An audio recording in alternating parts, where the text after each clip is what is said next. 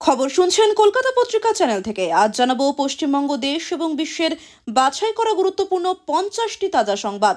শুরুতেই জানিয়ে দেব সংবাদ শিরোনাম। ইডি ইন সুপ্রিম কোর্ট, ডাকাতি করেছেন মমতা বন্দ্যোপাধ্যায়। সুপ্রিম কোর্টে একের পর এক উদাহরণ দিল ইডি। অভিষেক ব্যানার্জি গরিবের রক্ত চুষে খায়, মুখ্যমন্ত্রীকে এক্স করব বললেন হুমায়ুন কবির। রেড করতে নয়, তথ্য চুরি করতে এসেছিল ইডি, ডিজিটাল যোদ্ধা কনক্লেভে বিস্ফোরক অভিষেক। বাংলাদেশি সন্দেহে পরিযায়ী শ্রমিককে মেরে রক্তাক্ত করে দেওয়ার অভিযোগ কর্ণাটকে, খুনের চেষ্টায় অভিযুক্ত 4। দলের দুঃসময়ে পালিয়েছিলেন, মৌসুম দলে ফিরতেই তৃণমূলে যোগ 500 ক্ষুব্ধ কং কর্মীর। শুভেন্দু অধিকারী ফেঁসে বসে আছে, মনোজ বর্মা ও রাজীব কুমারকে ব্যাগ গোছাতে বললেন শুভেন্দু। ফের পথ দেখালো শুভেন্দুর নন্দীগ্রাম, তৃণমূলকে পরাজিত করে বিপুল জয় বিজেপির। ব্যাস, ইডির কড়া পদক্ষেপ, খবর পেয়েই রাজীব কুমার, মনোজ বর্মাদের ঘুম ছোটালেন শুভেন্দু।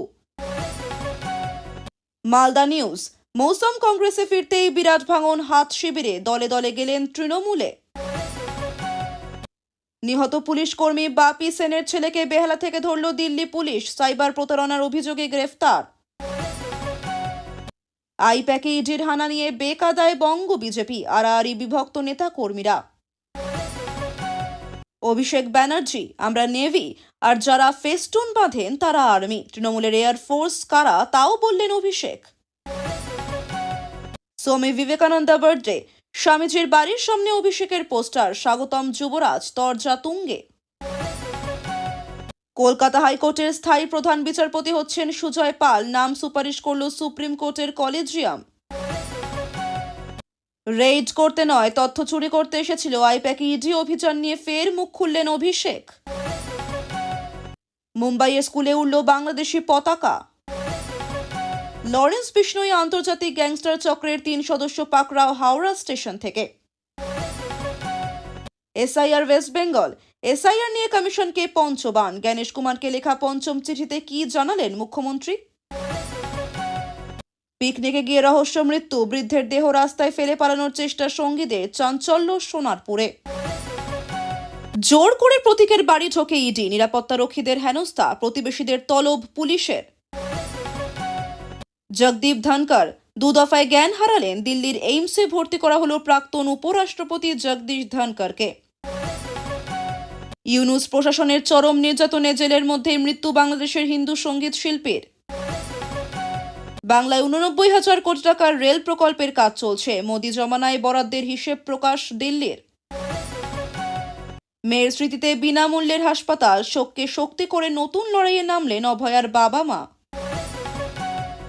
আইপ্যাক কর্ণধারের বাড়ি এবং দফতরে হানা দেন ইডির কোন আধিকারিকেরা, পরিচয় জানার জন্য তোড়জোড় শুরু পুলিশের। বাংলাদেশি ও রোহিঙ্গা চিহ্নিত করবে এআই, আসছে নতুন টুল, 100% সাফল্যের দাবি মুখ্যমন্ত্রীর। এসআইআর চাপে একের পর এক বিএলওর মৃত্যু, ক্ষতিপূরণের দাবিতে সিইও দপ্তরে তুমুল বিক্ষোভ। মমতা বন্দ্যোপাধ্যায়কে গ্রেফতার করা উচিত ছিল, এটাই নিয়ম, বলছেন আইনজীবী। অ্যাকাউন্টে ঢুকলো না কৃষক বন্ধুর টাকা, কেন দেরি হচ্ছে আর কবে মিলবে জানুন। টিএমসি 20 লক্ষ টাকা ধার নিয়েছিলেন, বিএলওর আত্মহত্যায় গ্রেফতার তৃণমূল সমর্থক। এবার বাংলায় থাবা নিপা ভাইরাসের, বেসরকারি হাসপাতালে চিকিৎসাধীন 2। আইপ্যাক কাণ্ডের জের, নিরাপত্তা বাড়ানো হলো ইডি দফতরে, মোতায়েন সিআরপিএফ বাহিনী। ছোট মেজ নেতাদের জয়ধ্বনি বন্ধ করুন, ভোটের মুখে করা বার্তা অভিষেকের, টার্গেট 250 আসন। বুথ কর্মীরা আর্মি হলে তোমরাই হলে এয়ারফোর্স, ডিজিটাল যোদ্ধাদের 100 দিনের ব্লুপ্রিন্ট দিলেন অভিষেক। আবারও মুখ্যমন্ত্রী দিদি, বাড়বে আসন সংখ্যাও, নির্বাচনের ফল নিয়ে দ্বিধাহীন দেব। সরকার বিরোধী বিক্ষোভকারীদের ধরে ফাঁসিতে ঝোলানোর ঘোষণা করল ইরানের ইসলামিক কর্তৃপক্ষ। তাহিরপুরে মোদির সভায় যোগ দিতে এসে ট্রেন দুর্ঘটনায় জখম, চিকিৎসকদের চেষ্টায় 20 দিন পর সুস্থ বরঞ্চার ভৈরব। উত্তরপাড়া কাণ্ডে বড় মোড়, কল্যাণের কাছে আর্জি জানিয়েও মিলল না রেহাই, জেল হেফাজতে তৃণমূল ঘনিষ্ঠ যুব নেতা। নির্বাচনের আগে গেরুয়া শিবিরে ধস, রায়দিঘিতে তৃণমূলে যোগ দিলেন শতাধিক বিজেপি কর্মী। বিজয় স্টাম্পেড কেস, স্থলপতির সভায় পদপিষ্ট হয়ে 41 জনের মৃত্যু। আজ দিল্লিতে সিবিআই এর মুখোমুখি বিজয়। মুখ্য সচিবকে নিয়ে কেন ইডির তল্লাশিতে বাধা, মমতার পদত্যাগ দাবি সুকান্তর। দোকানের মধ্যে অগ্নিদগ্ধ হয়ে মর্মান্তিক মৃত্যু যুবকের। কলকাতা রেড রোড, নিয়ন্ত্রণ হারিয়ে রেড রোডের রেলিংয়ের সজোরে ধাক্কা লরির, রক্ষা পেল আম্বেদকর মূর্তি। ইন্ডিয়া পাকিস্তান থামছে না, ড্রোন পাঠিয়েছিল কোন মতলবে, সীমান্তে গুলি চালিয়ে দিল সেনা। ওড়িশায় কাজ করতে গিয়ে নিখোঁজ মুর্শিদাবাদের পরিযায়ী শ্রমিক, আতঙ্কে প্রশাসনের দ্বারস্থ পরিবার। ফের শুভেন্দুকে আক্রমণ করতে গিয়ে কুকথা কল্যাণের, রাজ্য রাজনীতিতে বাড়ছে উত্তাপ। ইডি এসেছিল নথি চুরি করতে, দিদি আটকে দিয়েছেন। মুখ্যমন্ত্রীর বিরুদ্ধে ওঠা অভিযোগ নিয়ে বিস্ফোরক কুণাল। হুমায়ুন কবির, অভিষেকের সভায় যত ভিড় হবে তার থেকে আমার সভায় বেশি ভিড় হবে, হুঙ্কার হুমায়ুনের। সরকার বিরোধী বিক্ষোভে ভয়ানক অবস্থা ইরানের, মৃতের সংখ্যা বেড়ে 538। এতক্ষণ শুনছিলেন সংবাদ শিরোনাম, এখন আসছে বিস্তারিত খবরে। বিস্তারিত খবর শোনানোর পূর্বেই আপনাদের কাছে করব একটি ছোট্ট অনুরোধ। কলকাতা পত্রিকা চ্যানেলের খবর প্রত্যেকদিন শোনার জন্য চ্যানেলটি এক্ষুনি সাবস্ক্রাইব করে নিন। আইপ্যাক কাণ্ডে সুপ্রিম কোর্টে জোড়া পিটিশন দায়ের করল ইডি। প্রথম পিটিশনটি দায়ের করা হলো ইডির তরফে। দ্বিতীয় পিটিশনটি দায়ের করলেন ইডির 3 আধিকারিক নিশান্ত কুমার, বিক্রম অহলভত এবং প্রশান্ত চন্ডিলা। দুই মামলাতে রাজ্যের পাশাপাশি যুক্ত করা হয়েছে মুখ্যমন্ত্রী মমতা বন্দ্যোপাধ্যায়, রাজ্য পুলিশের ডিজি রাজীব কুমার, নগরপাল মনোজ ভার্মা, কলকাতা পুলিশের ডিসি দক্ষিণ প্রিয়ব্রত রায় এবং সিবিআইকে। কিন্তু ইডির দায়ের করা এই পিটিশনে ঠিক কি রয়েছে? আদালত সূত্রে খবর, পিটিশনে তৃণমূল সুপ্রিমো মমতা বন্দ্যোপাধ্যায়ের অযাচিত প্রবেশ এবং ফাইল নিয়ে চলে যাওয়ার ঘটনাকে চুরি ও ডাকাতির সঙ্গে তুলনা করেছে কেন্দ্রীয় তদন্তকারী সংস্থা। এমনকি ইডির কাজে বাধা দেওয়ার ঘটনাও তৃণমূল সুপ্রিমোর নির্দেশে হয়েছে বলে অভিযোগ ইডির। বলে রাখা প্রয়োজন, সংশ্লিষ্ট পিটিশনে মোট পূর্বের 3টি ঘটনার কথা উল্লেখ করেছে ইডি। আইপ্যাকের আগেও একই রকম ঘটনা কবে ঘটিয়েছেন মুখ্যমন্ত্রী তা তুলে ধরেছে তদন্তকারী সংস্থা। তারই ঢাল হয়ে দাঁড়ানোর প্রবণতাকেই আদালতে হাতিয়ার করতে মরিয়া তারা। তাই সেই যুক্তিকে প্রতিষ্ঠা করতে পিটিশনে উল্লেখ করা হয়েছে মোট 3টি ঘটনা। তৃণমূলের second in command Abhishek Banerjee গরিবের রক্ত চুষে খায় এবং তার পিসে মুখ্যমন্ত্রী মমতা ব্যানার্জিকে এক্স করার 3 প্রতিজ্ঞা করলেন মুর্শিদাবাদের ভরতপুরের বহিষ্কৃত তৃণমূল বিধায়ক হুমায়ুন কবির। আসলে মুর্শিদাবাদের বেলডাঙ্গায় রোড শো করতে যাচ্ছেন অভিষেক ব্যানার্জি। তার আগে তিনি হুমায়ুনকে রাজনীতি ছেড়ে বাবরি মসজিদে ধর্মকর্ম নিয়েই থাকার পরামর্শ দেন। তার সেই মন্তব্যের প্রতিক্রিয়ায় আজ সংবাদ মাধ্যমকে হুমায়ুন বলেন, অভিষেক ব্যানার্জির আমাকে নিদান দেওয়ার আগে নিজের পিসিকে বলুক দীঘাতে যে 100 বিঘা সরকারি জায়গার উপর আমার আপনার ট্যাক্সের 400 কোটি টাকা খরচ করে সাধের জগন্নাথ ধাম করেছে, সেখানে গিয়ে হরিনাম করুক। তাহলে আমি জেওপি এর চেয়ারম্যান পদ অন্য কাউকে তুলে দিয়ে আমিও মক্কায় যাব এবং হজ করে এসে বাবরি মসজিদ গঠন করে ওখানে নামাজ পড়ব। এখন তিনি বলেন, আর উনি কোরআনের কি জানেন? উনি বলছেন কোরআনে লেখা আছে গরিব মানুষকে দান করতে। ওর থেকে আমি বেশি জানি আর বেশি দান করি, আর ও তো গরিবের রক্ত চুষে খায়। তার কোনো কথার জবাব আমার দেওয়ার নাই। তিনি বলেন, ওকে হুমায়ুন কবিরের খাঁড়ায় পড়ে মুর্শিদাবাদের রোড শো করতে আসতে হচ্ছে। বলেছিল 17 তারিখে বহরমপুরে সভা করব, সেটা নিচে নেমে এসেছে, রোড শো হলো। ওর যত হাজার লোক হবে আমারও ড্রোন ক্যামেরা ঘুরবে, আর 19 তারিখে তার পাল্টা ওই বেলডাঙ্গায় আমি রোড শো করব, দেখব আমজনতা হুমায়ুন কবিরের সঙ্গে কত আছে, নাকি সর্বভারতীয় না রাজ্য স্তরের নেতার পাশে আছে। তার কতটা লোক হয় আর হুমায়ুন কবিরের কত লোক হয় দেখব। Open challenge. তিনি অভিষেকের পাল্টা রোড শোতে 10 লাখ লোক জমায়েত করবে বলে দাবি করে বলেন, অভিষেক ব্যানার্জি মুর্শিদাবাদের যেখানে সভা করবে তার পাল্টা সভা করে ওকে ঘরে ঢোকাবো, ওপেন চ্যালেঞ্জ। সেদিন কোনো রেড করতে নয়, তথ্য চুরি করতে এসেছিল ইডি। সোমবার মিলন মেলায় আমি বাংলার ডিজিটাল যোদ্ধা কনক্লেভে বিস্ফোরক অভিযোগ করলেন তৃণমূলের সর্বভারতীয় সাধারণ সম্পাদক অভিষেক বন্দ্যোপাধ্যায়। তিনি প্রশ্ন তোলেন, যদি আইপ্যাকের কাজের জন্য রেড করার প্রয়োজন হয় তাহলে কেন শুধু কলকাতার ডিরেক্টরের বাড়িতে তল্লাশি করা হলো? কলকাতায় আইপ্যাকের অফিস এবং সংস্থার কর্ণধার প্রতীক জৈনের বাড়িতে ইডি হানা নিয়ে ধুয়ে দিলেন তৃণমূলের সর্বভারতীয় সাধারণ সম্পাদক। আমি বাংলার ডিজিটাল যোদ্ধা কনক্লেভে বিস্ফোরক অভিযোগ করেন অভিষেক। তার কথায় কয়লাকাণ্ডের তদন্তে আপত্তির কিছু নেই, কিন্তু কয়লা পাচার তদন্তে শেষ 3 বছরে একটা সমনও ইস্যু করা হয়নি। তাহলে কেন ফের একটা ভোটের ঠিক আগেই এই অভিযান করা হলো? আর আইপ্যাকের শুধু কলকাতার অফিসেই কেন অভিযান চালালো ইডি? অভিষেক সাফ জানান, আইপ্যাকের 3জন ডিরেক্টর। যদি আইপ্যাকের কাজের জন্য রেড করার প্রয়োজন হয় তাহলে কেন শুধু কলকাতার ডিরেক্টরের বাড়িতে তল্লাশি করা হলো? কেন দিল্লি বা চেন্নাইয়ের ডিরেক্টরের বাড়িতে রেড করা হলো না? আসলে ইডি রেড করতে আসেনি, তথ্য চুরি করতে এসেছিল। গত নির্বাচনে তার ফোনে পেগাসাস হানার কথা স্মরণ করেন অভিষেক। প্রাথমিক অনুসন্ধান এবং তথ্য যাচাইয়ের পরে পুলিশ জানায়, আক্রান্ত ব্যক্তি কোনো বাংলাদেশি নাগরিক নন। তিনি ভারতীয়ই, কাজের জন্য ম্যাঙ্গালুরুতে গিয়েছিলেন। বাংলাদেশের সন্দেহে ফের এক পরিযায়ী শ্রমিককে হেনস্থার অভিযোগ উঠল। এবার ঘটনাটি ঘটেছে কর্ণাটকের ম্যাঙ্গালুরুতে। আক্রান্ত ব্যক্তি ঝাড়খণ্ডের বাসিন্দা। অভিযোগ, বাংলাদেশি অনুপ্রবেশকারী সন্দেহে তাকে মারধর করে একদল যুবক।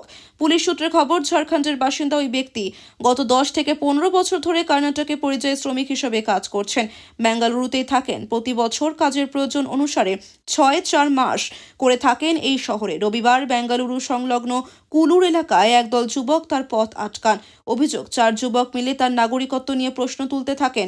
তার পরিচয়পত্র দেখতে চান। ওই পরিযায়ী শ্রমিক বারবার নিজেকে ভারতীয় নাগরিক বলে দাবি করতে থাকেন। নতুন বছরই উত্তপ্ত হয়ে উঠেছে মালদহের রাজনৈতিক পরিবেশ। তৃণমূল থেকে কংগ্রেসে যোগ্য দিয়েছেন মৌসম নূর, কিন্তু এরপরেই শুরু হয়েছে সমস্যা। জানা গেছে, মৌসম কংগ্রেসে ফিরতেই ভাঙন শুরু হয়েছে মালদহের হাট শিবিরে। দুঃসময় ছেড়ে যাওয়া মৌসমকে মেনে নিতে পারছেন না অনেক কর্মী সমর্থক। এই অবস্থায় কংগ্রেস ছেড়ে তৃণমূলে যোগদান করলেন গ্রাম পঞ্চায়েতের 5 সদস্য। তাদের সঙ্গে আরও অন্তত 500 কর্মীর তৃণমূলে যোগদান ঘিরে রাজনৈতিক মহলে শোরগোল পড়ে গিয়েছে। আসন্ন বিধানসভা নির্বাচনের মুখে প্রয়াত গনি খান চৌধুরীর ভাগ্নি মৌসম নূরের ঘর ওয়াপসিতে অন্তত মালদহ জেলায় কংগ্রেসের হাল ফিরবে বলে কিছুটা হলেও আশাবাদী কোতোয়ালি। কিন্তু তার উল্টো চিত্র দেখা গেল মালদহের বৈষ্ণবগড়ে। কংগ্রেসে বড়সড় ভাঙন ধরালেন স্থানীয় তৃণমূল বিধায়ক চন্দনা সরকার। সেখানে আনুষ্ঠানিকভাবে তৃণমূলে যোগদান করেন প্রায় 500 জন কংগ্রেস কর্মী। একাধিক পঞ্চায়েত সদস্য সহ দলীয় কর্মীদের দলত্যাগ করে তৃণমূলে যোগদানের ঘটনায় রীতিমতো বিড়ম্বনায় পড়েছে জেলার কংগ্রেস শিবির।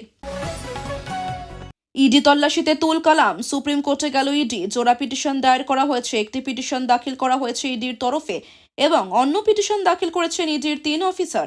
এই ইস্যুতে এবার মনোজ ভার্মা ও রাজীব কুমারকে ব্যাগ গোছাতে বললেন বিরোধী দলনেতা শুভেন্দু অধিকারী। শুভেন্দু বলেন, কলকাতা পুলিশ নিজেই ফেঁসে বসে আছে। একটু আগেই আমি পেয়েছি ইডি সুপ্রিম কোর্টে কেস ফাইল করেছে পশ্চিমবঙ্গ সরকার এবং স্বরাষ্ট্র দফতর, পুলিশ দফতরের বিরুদ্ধে। মনোজ ভার্মা, রাজীব কুমার ব্যাগটা গোছান। অপরদিকে এই ইস্যুতে সৌগত রায় বলেন, মুখ্যমন্ত্রীকে রক্ষা করা, তাকে দেখা, সেটাই রাজ্য পুলিশের কাজ, রাজ্য প্রশাসনের কাজ। মুখ্যমন্ত্রী যেখানে গিয়েছেন সেখানে নিশ্চয়ই যাবেন। যারা রাজ্যের আধিকারিক আছেন তারা গিয়ে ঠিক করেছেন মুখ্যমন্ত্রীকে প্রোটেক্ট করা তো রাজ্য প্রশাসনেরই। লোকটা তো একই। এখন পর্যন্ত হাইকোর্ট কোনো অর্ডার দেয়নি। শুনানি বাতিল হয়ে গিয়েছে।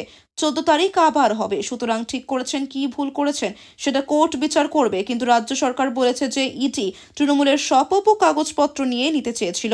সেটাই তৃণমূলের বক্তব্য। যা হয়েছে ঠিকই হয়েছে।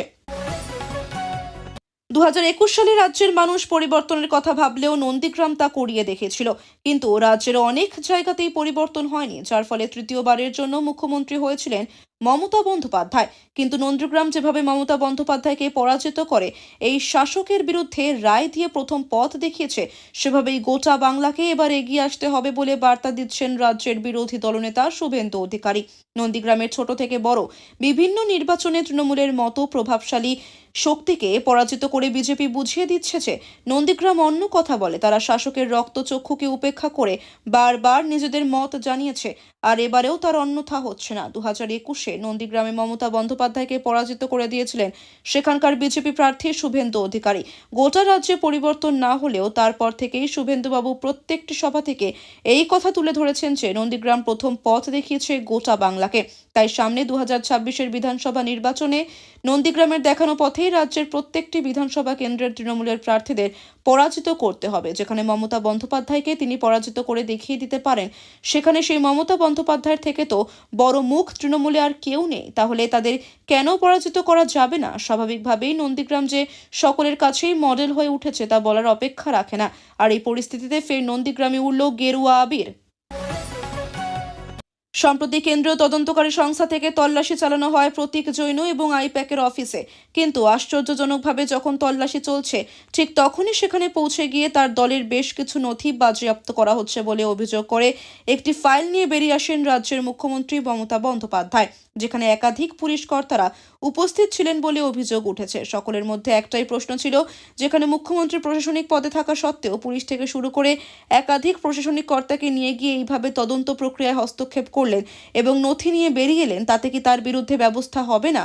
আর এসবের মাঝেই আজ ইডির পক্ষ থেকে সুপ্রিম কোর্টে জোড়া পিটিশন দায়ের করা হয়, যেখানে পার্টি করা হয়েছে রাজ্যের মুখ্যমন্ত্রী থেকে শুরু করে রাজ্যের ডিজি এবং কলকাতার পুলিশ কমিশনারকে।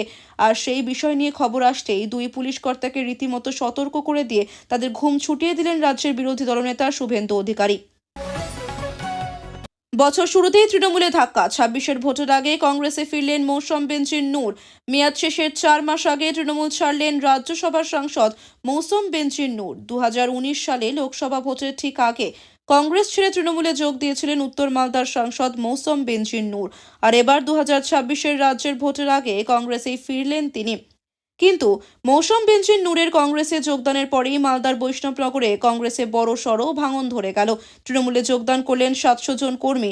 চড়ি অনন্তপুর গ্রাম পঞ্চায়েতে কংগ্রেস ছেড়ে তৃণমূলে যোগ দিলেন 5 জন গ্রাম পঞ্চায়েত সদস্য, একাধিক পদস্থ নেতা। যোগদানকারীদের মধ্যে রয়েছেন প্রাক্তন গ্রাম পঞ্চায়েত প্রধান ও প্রাক্তন পঞ্চায়েত সমিতির সদস্য মতিউর রহমান।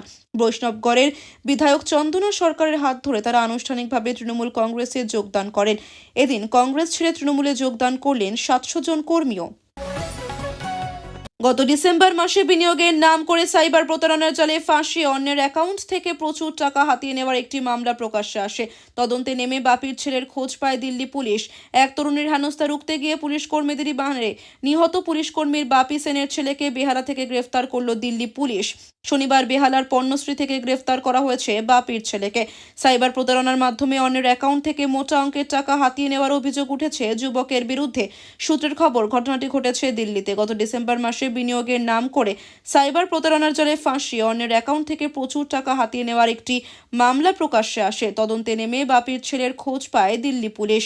জানা যায়, খোয়া যাওয়া টাকা যে অ্যাকাউন্টে পাঠানো হয়েছে, কলকাতায় বসে নাকি সেই অ্যাকাউন্ট থেকে টাকা তুলেছেন বাপির ছেলে। এরপরেই শনিবার তাদের বেহালার বাড়ির হানা দেয় পুলিশের একটি দল। জিজ্ঞাসাবাদে অসঙ্গতি মেলায় পরে ওই যুবককে গ্রেফতার করা হয়। রবিবার তাকে আলিপুর আদালতে হাজির করানো হলে আদালত তাকে অন্তর্বর্তী জামিন দেয়। তবে বিচারকের নির্দেশ, দিল্লির আদালতে গিয়ে হাজিরা দিতে হবে বাপি সেনের ছেলেকে।